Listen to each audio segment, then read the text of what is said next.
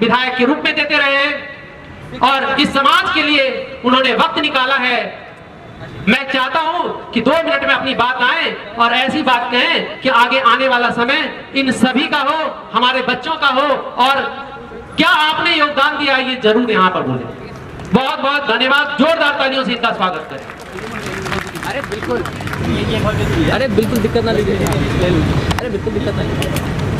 आज इस कार्यक्रम में मैं पहले अपने समाज में सभी महापुरुषों को उनके चरणों में नमन करता हूं और मंच पर विराजमान देश के कोने कोने से आए सभी को नमन, और आगे विराजमान सभी साथियों, माताओं, बहनों को सभी को प्रणाम करता हूं।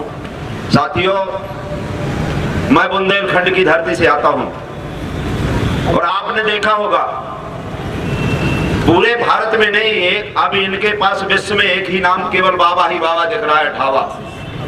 आपने बागेश्वर का नाम सुना होगा, मैं उसी की धरती से आता हूं और मैं इसलिए बता देना चाहता हूं कि बुंदेलखंड ऐसा पिछड़ा राज्य है जो भारत का सबसे पिछड़ा राज्य है। आज भी बुंदेलखंड के अंदर इस दिल्ली में 60 से 70% मेरे यहाँ का मजदूर पड़ा हुआ है गंदी नाली के किनारे। कुछ नहीं है, ना पीने के लिए पानी है, ना खाने के लिए अनाज है। और आज भी हमारी माँ बहनें और महापुरुष, जितने हमारे बुजुर्ग 100 साल का 80 साल का बुढ़ा जूता पहनकर उनके दरवाजे से नहीं जा सकता है, चप्पल नहीं पहनकर जा सकता है। और ये पीड़ा मुझे इसलिए है कि मैं मानवर कांसी राम जी के साथ काम किया है। जब बहुजन समाज पार्टी नहीं बनी थी, मैंने DS4 से काम किया है। और आपके बुंदेलखंड उत्तर प्रदेश के बांदा से लगा हुआ इलाका है जहां माननीय हमारे सांसद जी हैं। तो साथियों, अब उनके पास कुछ बचा नहीं है। आपने देखा होगा मंत्री, संतरी, प्रधानमंत्री, मुख्यमंत्री की भीड़ समाप्त है। अब केवल और केवल भीड़ बाबाओं के जरिए हो रही है। और पहले आप लोगों को निश्चित करना चाहिए, जो यहाँ बैठे हुए हैं देश के लोगों, कि हमें 2 चीज तो बंद कर देना चाहिए। पहले अपने यहाँ टीवी को उठा के फेंक देना चाहिए। अगर आपको बाबा साहब को मानना है, टीवी को बिल्कुल फेंक दो, पेपर को जला दो, होली जला दो। अगर समाज का काम करना है और नहीं करना है तो हम भी चिल्लाते चिल्लाते 65 वर्ष से चिल्ला रहे हैं। मानवर कांसीराम जब DS4 बनाया था तब मैं रीवा में था, अध्यक्ष था। हमने विधायक सांसद बनाए, हमने 2 मुख्यमंत्रियों को हराया 17 में, लेकिन कुछ होने वाला नहीं है। हम लोग यहाँ क्या करते हैं, आते हैं, अरे वो बेकार, वो बेकार। और जब ये हम लोग इशारा करते हैं कि पंडित बेकार है, तो ये 3 बुरी कहती है कि यारी प्रजापति तुम 3 गुना बेकार हो। पहले अपने को देखो, अपने दिल में झांको। आप कह रहे विधायक सांसद, अभी SC के और ST के देश के अंदर 87 MP हैं और पूरे देश के अंदर 1058 MLA है। जो बाबा साहब की देन है, आपकी किसी की देन नहीं, न मेरी देन है। रिजर्व सीट से आते हैं, लेकिन वो बात नहीं कर सकते। क्यों नहीं बात कर सकते हैं? कि उनको ऐसा भेजा जाता है कि वो 2 प्रकार के हमारे समाज में आदमी रहते हैं। एक रहता है जो लकड़ी में, जो आप कुल्हाड़ी में बेंट रखा रहता, बेंट देखते हो, जो हमारे समाज के हरे भरे पौधों को काटता है, मुर्दा। और एक होता तीतल, जो इसको पूरे जंगल के तीतलों को इकट्ठा करके, और वो जो हमारा सांसद और विधायक रहता है उसके सिर में रंग लगा दिया जाता है। और वो एक बार बोलता है, बेटा क्लिको को सब तीतल इकट्ठे हो जाते हैं, और वो अपने तीतल को निकाल कर बाकी सबकी हत्या करवा देता है। तो मैं आपको बता रहा हूं, बागेश्वर धाम की बात बता रहा हूं। अगर हमने बागेश्वर का नाम लिया तो मेरे पास 3 बार आक्रमण हुआ, मेरी मौत होते बच गई। लेकिन हमने 5 लाख की SC ST OBC के भोपाल के अंदर सभा की, जो आज तक प्रधानमंत्री और मुख्यमंत्री नहीं कर सके हैं। 5 लाख की। और यहाँ हम जब देखते हैं तो थर्म लगती है। माफ करिएगा, हम आपके हाथ जोड़ते हैं, चढ़ चुके हैं। इसलिए यहाँ कम हो रहा है कि जहाँ ज्यादा अत्याचार होता है, जब हम लोग अपना शरीर ऊपर तक हमारा घुसा रहता तो अपने नाक ऊपर को करते हैं, और आप लोग बगल से चाय पीने को मिल जाता है, थोड़ा बहुत जूठन खाने को मिल जाता है, तो भाई साहब जिंदाबाद, भाई साहब जिंदाबाद। जब तक जिंदाबाद करेंगे तब तक नहीं काम करने वाला। हम केकड़े जैसे केकड़ा 100 केकड़े, 1000 केकड़े तालाब में छोड़ दो एक टोकनी में, और जब आप निकालोगे तो 1000 में से एक भी बाहर नहीं जाएगा, क्योंकि एक दूसरे का टांग खींचा। बेटा कहाँ जा रहा है? यहाँ आओ, बकरी में आ जाओ। कहाँ जा रहा है तू? आक्रमण हुआ। और बाबा जो आपको बता रहा हूं, जो देश में नहीं विश्व में चल रहा है। अब हमारे कुशवाहा जी बोल रहे थे, हमने ओबीसी का संकल्प लिया है।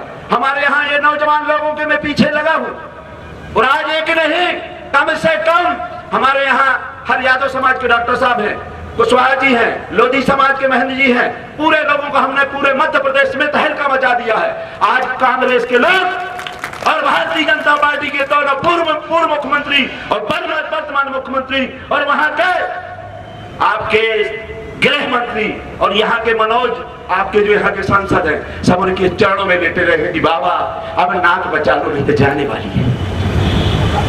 बाबा के ऊपर तुम्हारे हवाले वतन साथियों, अब बाबा उनके ऊपर रह गया है। और जब तक आप टीवी और यूट्यूब केवल अपने लोगों को बताओ टीवी बंद करना है, अखबार बंद करना, और जब तक ये नहीं बताओगे हत्या होना है, तो दोस्तों मुझे बहुत कम टाइम मिला है, लेकिन मैं ये जरूर कहना चाहता हूँ, मेरे ऊपर 2 बार आक्रमण हुआ। जब 25 तक जब हम पीड़ित परिवार में कहता है ना बागेश्वर कि मुझे हिंदू राष्ट्र बनाना है, अरे बागेश्वर जी आप पहले अपने गांव को हिंदू राष्ट्र बनाओ। एक दलित लड़की को जो उसी गांव की थी उसकी शादी नहीं होने दी, क्यों? क्योंकि वो अपने मन से शादी कर रहा था, इन ढोगियों के पाखंड में पाखंडवाद फैलाकर अपनी शादी नहीं बहन बेटियों की कर रहा था। इनका भाई गया और भाई ने कट्टे चलाए, गाली गलौज दी, मारपीट किया और यहां तक पूरा सामान बाहर फेंक दिया। रिपोर्ट हुई, कट्टा को पहले जो रिवाल्वर थी उसको टॉर्च बताया गया, उस पर 307 लगना चाहिए था, मुकदमा 307। घर के अंदर घुसा 452 लगना चाहिए था। लेकिन जब मुख्यमंत्री, गृह मंत्री और केंद्रीय मंत्री उनके चरणों में लेटे हैं तो मुकदमा कौन लगाएगा? सैया है कोतवाल का डर काहेगा। जब मैंने उसका विरोध किया और हम उनके घर में गए, SC ST OBC Bhim army और हमारे पूरे पिछड़े वर्ग के लाख हजारों साथी, और हम उसके घर में जाकर के गए, उनको फारस बनाया कि हम जब तक जिंदा हैं आपका कोई बाल वाका नहीं कर सकता, बाबा का संविधान चलता है, मनु का संविधान नहीं। रात को मेरे ऊपर आक्रमण हुआ, 1000 पुलिस के लोग आए मेरे घर में, 2 वज्र वाहन, और आपको बता रहा हूं पूरे छतरपुर जिले के SP, एडिशनल SP और TI जैसे बहुत बड़ा आतंकवादी हो, क्योंकि अगर बाबा समाप्त हो जाएगा तो ये सरकार समाप्त हो जाएगी, इसलिए बाबा की इज्जत बची रहे। तो दोस्तों मेरे यहाँ उन्होंने, मैं आपको सभी को बता देना चाहता हूँ, मेरे यहाँ पूरे अवैध हथियार ले गए थे, करोड़ों रुपए ले गए थे, RDX ले गए थे, मादक पदार्थ ले गए थे, और मेरे द्वारा मेरे घर में घुसते मेरी बंदूकों से मेरे ऊपर हमला करवाने की साजिश थी, और फिर मेरा एनकाउंटर होने वाला था, इसलिए मेरा आपसे निवेदन है कि अगर आपको आगे बढ़ना है, अपने समाज को, हम लोगों को आगे ले जाना है, तो अब बहुत दिन कैडर लगाए, हम भी कैडर लगाकर थक गए, मानवर कांसीराम जी भी कैडर लगाकर थक गए, हमारे महापुरुष सब लोग कैडर लगाकर थक गए हैं। अब हमको 1-1 लाख की भीड़, 5-5 लाख की भीड़, बुंदेलखंड, उत्तर प्रदेश, हर जिले में जो राजधानी है, ऐसी भीड़ इकट्ठा करें कि उसी दिन से उस पार्टियों का, मनुवादियों का सफाया हो जाए। जब तक ये नहीं करेंगे तब तक होने वाला नहीं है।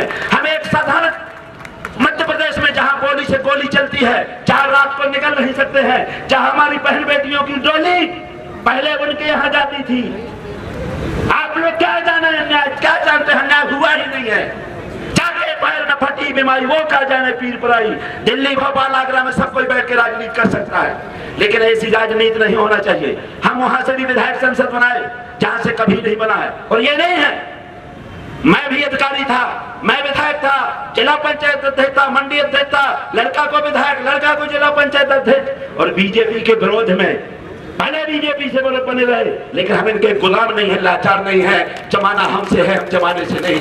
हम अपने बाप को बाप कहते हैं, हम ना दोगला की औलाद है, ना दोगला की औलाद है, और ना दोगला की औलाद रहेंगे। बाबा का संविधान, बाबा का संविधान ना कुरान, ना आपके बाइबल से चलेगा, ना गीता पुराण से चलेगा, बाबा का संविधान केवल संविधान से चलेगा।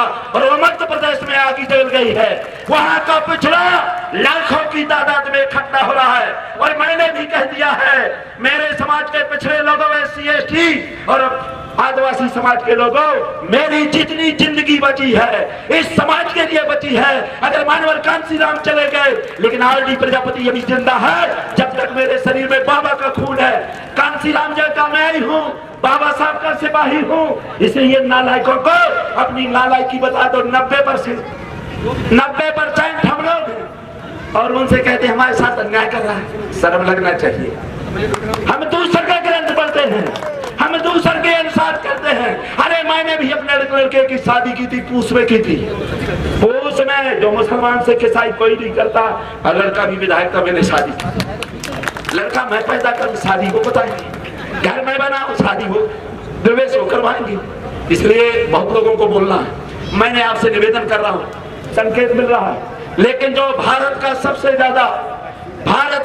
ज्यादा बाबा है, जो ढाबा खोल कर, उसको एक चीज बता देना चाहता हूँ कि अगर तेरे ऊपर आक्रमण हो रहा था तो रिपोर्ट फिर आपने डायरेक्ट लिखा देना। तो आप कह रहे हैं किसी ने मेरे ऊपर आक्रमण करने की चेतावनी दे दी।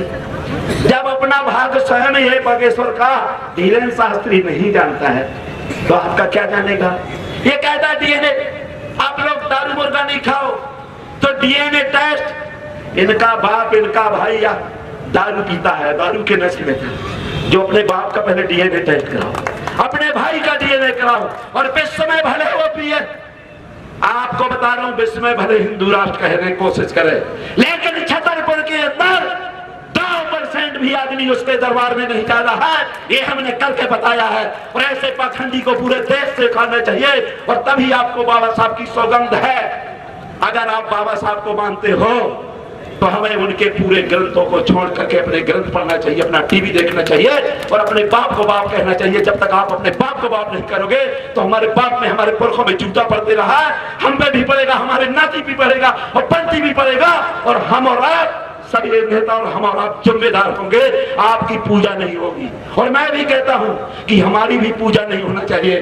जिन बच्चों का हमने गला दबाया है, जिन बच्चों को हमने नीच दिखाया है, जिन बच्चों का भविष्य बर्बाद किया है, वो हमें पूजा नहीं करना चाहिए। जहां हम चलते हैं उनको वहां पेशाब करना चाहिए कि हमारा बाप पेशाब करने लायक था, पूजने लायक नहीं था। ऐसे बाप को पेशाब करना चाहिए, मैं तो खुल्लम कहता हूं। इसलिए अपने बाप को बाप कहो। जय भीम, जय भारत, जय बौद्ध।